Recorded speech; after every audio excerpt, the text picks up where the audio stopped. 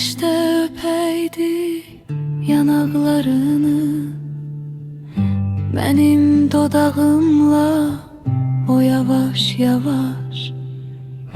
O mavi Xəzərdə ayaqlarını benim əvəzindən yalayaydı kaş. O ürkək baxışın maral baxışıdır, yanımda durmağın necə yaxşıdır. Ruzigar edəydi bircə yaxşılıq, saçını boynuma dolayaydı kaş. Çiçekler borzalır gül yanağından, gel üz döndərməsən öz qonağından.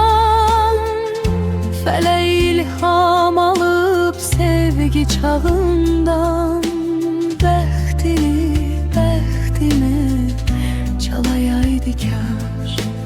Bəxtini, bəxtimi çalayaydı kaş.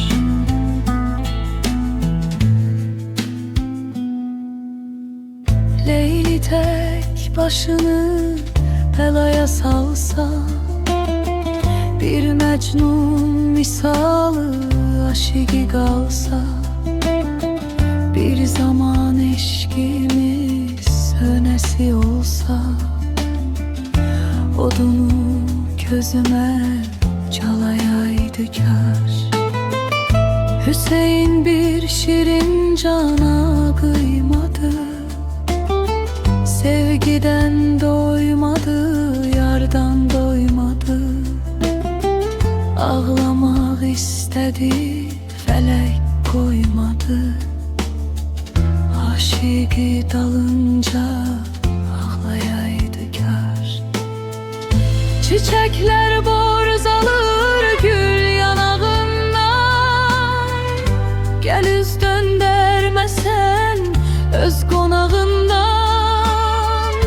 Fələ ilham alıb sevgi çağından, bəxtini, bəxtimə çalayaydı kaş. Bəxtimə, bəxtimə çalayaydı kaş.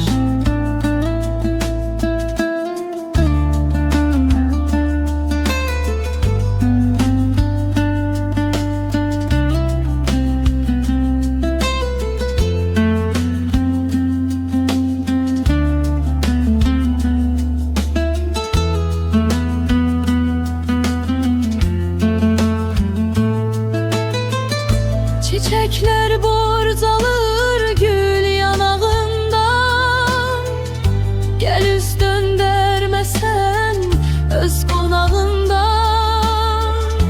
Fələ ilham alıb sevgi çağından, bəxtini, bəxtinə çalayaydı kaş.